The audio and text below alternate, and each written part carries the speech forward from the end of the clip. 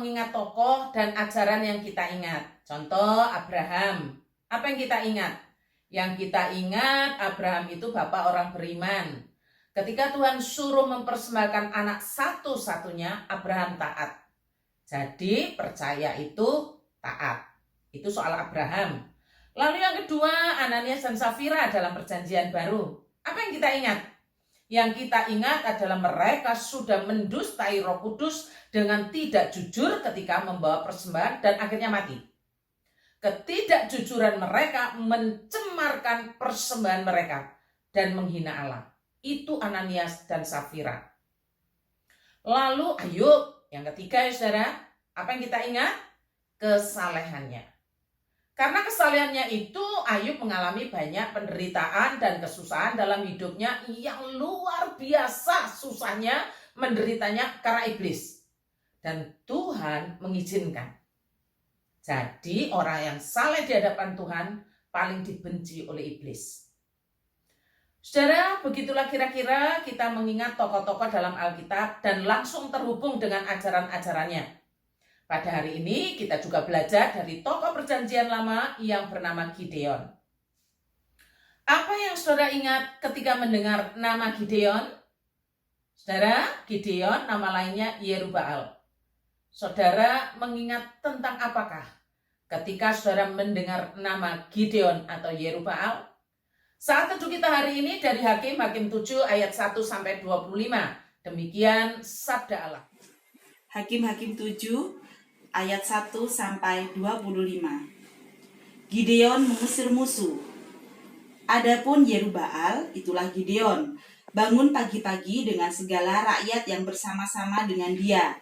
Lalu mereka berkemah dekat mata air Harod. Perkemahan orang Midian itu ada di sebelah utaranya, dekat Bukit More di lembah. Berfirmanlah Tuhan kepada Gideon, terlalu banyak rakyat yang bersama-sama dengan engkau itu daripada yang ku kehendaki untuk menyerahkan orang Midian ke dalam tangan mereka. Jangan-jangan orang Israel memegah-megahkan diri terhadap aku, sambil berkata, tanganku sendirilah yang menyelamatkan aku. Maka sekarang serukanlah kepada rakyat itu demikian, siapa yang takut dan gentar, biarlah ia pulang, enyah dari pegunungan Gilead. Lalu pulanglah 22.000 orang dari rakyat itu dan tinggallah 10.000 orang.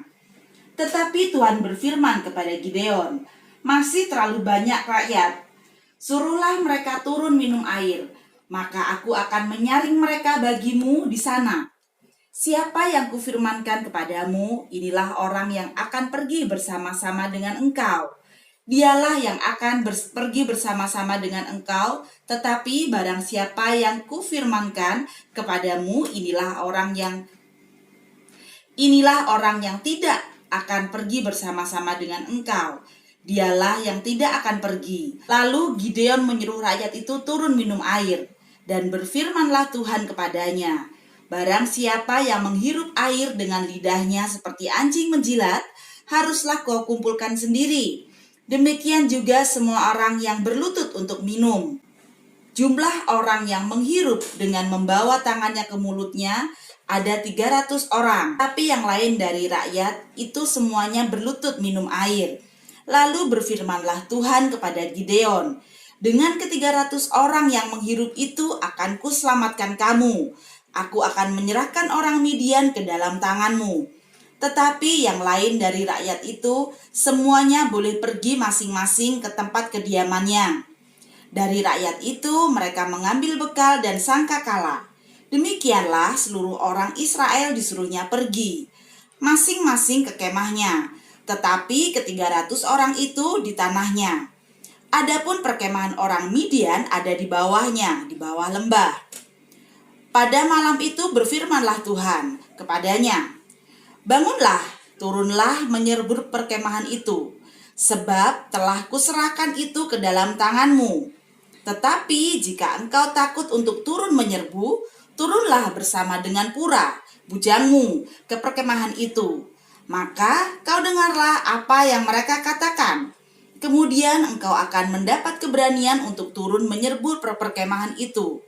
Lalu turunlah ia bersama dengan Pura, bujangnya itu. sampai kepada penjagaan terdepan laskar di perkemahan itu. Adapun orang Midian dan orang Amalek dan semua orang dari sebelah timur itu bergelimpangan di lembah itu, seperti belalang banyaknya. Dan unta mereka tidak terhitung, seperti pasir di tepi laut banyaknya. Ketika Gideon sampai ke situ, kebetulan ada seorang menceritakan mimpinya kepada temannya, katanya, "Aku bermimpi, tampak sekeping roti jelai terguling masuk ke perkemahan orang Midian. Setelah sampai ke kemah ini, dilanggarnya lah kemah ini, sehingga roboh dan dibongkar bangkirkannya. Demikianlah kemah ini habis runtuh." Lalu temannya menjawab, "Ini tidak lain dari pedang Gideon bin Yoas, orang Israel itu. Allah telah menyerahkan orang Midian dan seluruh perkemahan ini ke dalam tangannya." Segera sesudah Gideon mendengar mimpi itu diceritakan dengan maknanya, sujudlah ia menyembah, kemudian pulanglah ia ke perkemahan orang Israel, lalu berkata, "Bangunlah, sebab Tuhan telah menyerahkan perkemahan orang Midian ke dalam tanganmu." Sesudah itu dibaginyalah ke 300 orang itu dalam 3 pasukan, dan ke tangan mereka semuanya diberikannya sangkakala dan buyung kosong dengan suluh di dalam buyung itu. Dan berkatalah ia kepada mereka, "Perhatikanlah aku dan lakukanlah seperti yang kulakukan. Maka ambillah aku sampai ke ujung perkemahan itu. Haruslah kamu lakukan seperti yang kulakukan. Apabila aku dan semua orang yang bersama dengan aku meniup sangkakala, maka haruslah kamu juga meniup sangkakala sekeliling seluruh perkemahan itu dan berseru, 'Demi Tuhan dan demi Gideon.' Lalu Gideon dan ke-100 orang yang bersama-sama dengan dia sampai ke ujung perkemahan itu pada waktu permulaan giliran jaga tengah malam. Ketika penjaga-penjaga baru saja ditempatkan, lalu mereka meniup sangkakala sambil memecahkan buyung yang ada di tangan mereka. Demikianlah ketiga pasukan itu bersama-sama meniup sangkakala dan memecahkan buyung dengan memegang obor di tangan kirinya dan sangkakala di tangan kanannya untuk ditiup, serta berseru, 'Pedang demi Tuhan dan demi Gideon.' Sementara tinggallah mereka berdiri, masing-masing di tempatnya sekeliling perkemahan itu, tetapi seluruh tentara musuh menjadi kacau balau, berteriak-teriak dan melarikan diri. Sedang ke-300 orang itu meniup sangkakala, maka itu perkemahan itu Tuhan membuat pedangnya seorang diarahkan kepada yang lain. Lalu larilah tentara itu sampai ke Bet-sita, ke arah Zerera, sampai ke pinggir Abel Mehola dekat Tabat. Kemudian dikerahkanlah orang-orang Israel dari suku Naftali dan dari suku Asyer dan dari segenap suku Manasye. Lalu mereka mengejar orang Midian itu. Gideon menyuruh juga orang ke seluruh pegunungan Efraim dengan pesan, "Turunlah menghadapi orang Midian dan duduklah segala batang air sampai ke Bet-bara dan juga sungai Yordan." Maka semua orang Efraim dikerahkan, lalu mereka menduduki segala batang air sampai ke Bet-bara, juga sungai Yordan. Mereka berhasil menawan 2 raja Midian, yakni Oreb dan Zib. Oreb dibunuh di gunung batu Oreb dan Zib dibunuh dalam tempat pemerasan anggur Zib. Mereka mengejar orang Midian itu, lalu mereka membawa kepala Oreb dan kepala Zib kepada Gideon di seberang sungai Yordan. Saudara-saudara, apa sih yang Tuhan mau sampaikan kepada kita hari ini melalui kisah Gideon dalam Hakim-Hakim yang ke-7? Yang pertama, saudara, soal kemerosotan rohani umat Allah dan akibatnya. Saudara, kalau ngomong soal kemerosotan rohani, apa sih tandanya seseorang atau sekumpulan umat merosot rohaninya? Apa tandanya? Salah satu tanda kemerosotan rohani yang diungkapkan melalui kitab Hakim-Hakim ini, begini saudara, umat Allah tidak setia pada perjanjian Allah. Sekali lagi ya saudara, salah satu tanda kemerosotan rohani umat Allah adalah tidak setia pada perjanjian Allahnya atau covenant. Covenant ini kan yang dilakukan umat zaman itu ditulis begini saudara, yang tidak disetiai sama umat tadi. Dan aku telah berfirman kepadamu, akulah Tuhan Allahmu. Maka janganlah kamu menyembah Allah orang Amori yang negerinya kamu diami ini. Tetapi kamu tidak mendengarkan firmanku. Nah itu saudara, tidak setianya. Umat Allah harusnya ya nyembah Allahnya, Allah yang hidup, melayani Allah yang hidup. Tapi kenyataannya umat Allah di Hakim-Hakim yang dicatat pasal 7 menyembah Allahnya orang Amori juga. Mengapa saudara? Alasannya karena mereka tinggal di daerah orang Amori. Orang Amori itu adalah keturunan orang Kanaan. Orang Amori adalah penduduk Palestina pra-Israel. Dulunya bermukim di sebelah timur tanah Palestina dan di seberang Yordan. Orang Amori adalah keturunan Kanaan bin Ham, keturunan Ham. Bangsa Israel telah melakukan asimilasi dengan bangsa Amori yang merupakan keturunan bangsa Kanaan. Asimilasi itu dengan menikahi perempuan bangsa Amori dan menyembah dewa-dewa mereka. Padahal pesan Tuhan itu jelas. Akulah Tuhan Allahmu. Maka janganlah kamu menyembah Allah orang Amori yang negerinya kamu diami ini. Tetapi kamu tidak mendengarkan firmanku. Bangsa Israel bukan tidak menyembah Allah loh saudara. Bukan. Tetap menyembah Allah. Tapi juga menyembah dewa-dewa orang Amori. Perilaku ini yang dinamakan tidak setia terhadap perjanjian Allah. Tidak setia terhadap kovenan.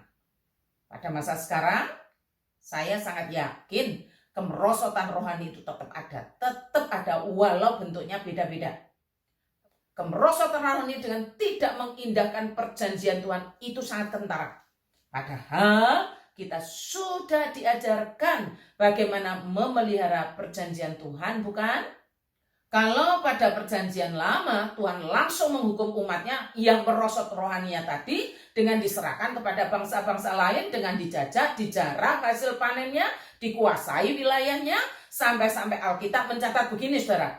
Karena takutnya kepada orang Midian itu, maka orang Israel membuat tempat-tempat perlindungan di pegunungan, yakni gua-gua dan kubu-kubu. Setiap kali orang Israel selesai menabur, datanglah orang Midian, orang Amalek, dan orang-orang dari sebelah timur, lalu maju mendatangi mereka, berkemahlah orang-orang itu di dekat mereka, dan memusnahkan hasil tanah itu sampai dekat Gaza, dan tidak meninggalkan bahan makanan apapun di Israel, juga domba atau lembu atau keledai pun tidak. Sebab orang-orang itu datang maju dengan ternaknya dan kemahnya, dan datangnya itu banyak-banyak seperti belalang. Orang-orangnya dan unta-untanya tidak terhitung banyaknya. Sekaliannya datang ke negeri itu untuk memusnahkannya. Sehingga orang Israel menjadi sangat melarat.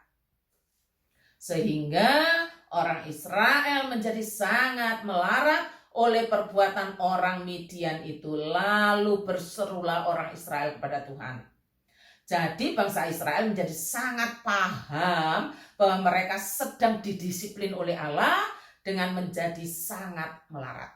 Pertanyaan bagi kita saat ini saudara, apakah Allah pakai cara yang sama seperti yang terjadi di zaman Gideon, yaitu memelaratkan mereka yang merosot rohaninya? Jawabannya tidak. Tuhan tidak pakai cara yang sama persis seperti ketika di zaman Gideon, ketika terjadi pemerosotan rohani. Jadi dengan cara bagaimana Tuhan menghukum orang yang merosot rohaninya? Tuhan mendisiplin orang yang tidak setia terhadap perjanjiannya. Caranya adalah orang itu tidak mendapat kesempatan untuk memuliakan Allahnya. Ingat saudara, tujuan Allah menciptakan manusia ya, agar manusia memuliakan Allah dan melayani Allah saja. Alkitab menjelaskan cara manusia memuliakan Allah itu kan 3 ya saudara. 3 yang dapat kita pelajari. Yang pertama, muliakan Allah dengan puji-pujian. Yang kedua, muliakanlah Allah dengan hartamu dan dengan hasil pertama dari segala penghasilanmu. Artinya bahwa persembahan saudara. Yang ketiga, sebab kamu telah dibeli dan harganya telah lunas dibayar, Karena itu muliakanlah Allah dengan tubuhmu, artinya melayani. Orang yang merosot rohaninya belum tentu melarat. Tetapi yang pasti tidak akan memuliakan Allahnya. Berarti orang itu tidak sampai pada tujuan Allah. Keadaan ini lebih berbahaya, lebih menakutkan dari cuma sekedar melarat. Mari saudara, kita dengar-dengaran firman Allah. Kalau hari ini Tuhan bersabda melalui Hakim-Hakim 6 dan 7 yang menunjukkan bahwa umat telah merosot rohaninya, maka kemerosotan yang lebih parah bisa terjadi saat ini. Kondisi kemerosotan yang paling mengerikan adalah ketika umat tidak merasakan apa-apa dengan kemerosotannya. Sama seperti orang mati yang tidak takut dengan kematian karena sudah mati. Mari kita mohon kemurahan Allah agar kita diberi kemurahannya dan terus-menerus diberikan kesempatan untuk memuliakan Allah kita. Yang kedua saudara, pada zaman hakim-hakim selalu terjadi berulang. Umat Allah yang merosot rohaninya, yang tidak setia pada perjanjian Allah selalu dihukum. Selalu. Berbagai-bagai kesulitan mereka alami. Dan karena Allah mendisiplin umat yang tidak setia kepadanya, maka ada orang-orang sebagian kecil yang masih setia. Yang tetap setia pada perjanjian Allahnya terdampak. Salah satunya Gideon dan 300 orang yang dipilih Allah untuk melayaninya. Pada waktu itu melayani dengan cara diutus berperang. Cara Tuhan menyeleksi 300 orang itu unik saudara. Jumlah orang yang menghirup dengan membawa tangan ke mulutnya ada 300 orang. Itu caranya. Cara yang unik ini untuk menyaring pasukan yang siap berperang. Kelompok yang belakangan ini rupanya telah mengambil air dalam tangan mereka dan berdiri tegak ketika menghirup air itu. Orang yang minum dengan cara semacam ini adalah orang yang siap menyerang secara mendadak, siap berperang. Jadi jika dikatakan umat Allah merosot rohaninya, bukan berarti semua merosot. Enggak. Bukan berarti 100% merosot. Enggak saudara. Sebagian besar. Sedangkan sebagian kecil pasti masih setia memelihara perjanjian Allah itu. Dan itu cuma 1%. Gideon dan 300 cuma 1%. Saudara-saudara yang kasih oleh Tuhan, anak-anakku yang saat ini ikut bersaat teduh, kiranya engkau diberikan kemurahan oleh Allah. Jika engkau termasuk yang sedikit itu, yang 1% itu. Termasuk yang benar-benar setia memelihara perjanjian Tuhan. Jangan pernah memberikan kesempatan kepada dirimu untuk cemburu, iri kepada kehidupan orang yang merosot rohaninya. Sebaliknya doakan mereka, tolonglah ingatkan mereka yang sedang mengalami kemerosotan rohani agar mereka kembali kepada Allah dan setia pada perjanjiannya.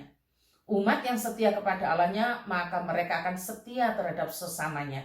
Sedangkan orang yang tidak setia kepada Allahnya, maka terhadap sesamanya penuh kebohongan, penuh ketidaksetiaan. Ingat Gideon, ingat 1% yang setia. Dan Allah memberikan kesempatan yang 1% itu memuliakan dan melayani Allah selama di bumi ini. Semoga saudara dan saya termasuk anak-anak merupakan bagian yang 1% itu. Tuhan memberkati.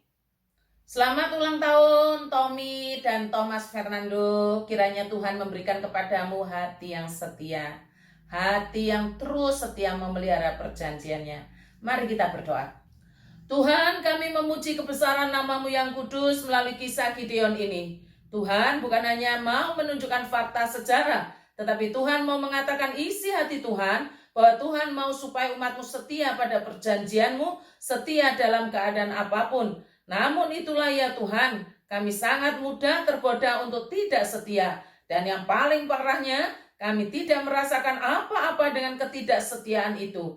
Ampunilah kami ya Tuhan, tolonglah kami, pulihkanlah kami agar jangan kami merasa nyaman dalam kemerosotan rohani ini. Berdoa untuk Tommy dan Thomas yang hari ini berulang tahun. Tuhan karuniakanlah kepada mereka berdua kesetiaan Kristus, sehingga mereka terus diberi kesempatan untuk memuliakan nama-Mu bersama-sama dengan orang tuanya, yaitu Pak Afi dan Ci Syuing, dan juga dengan dua saudaranya yang lain, yaitu Erlin dan Christian. Mohon Tuhan terus menolong keluarga ini, agar dapat menjaga hati mereka kepada Allahnya. Terima kasih Tuhan, di dalam nama Tuhan Yesus kami berdoa. Amin.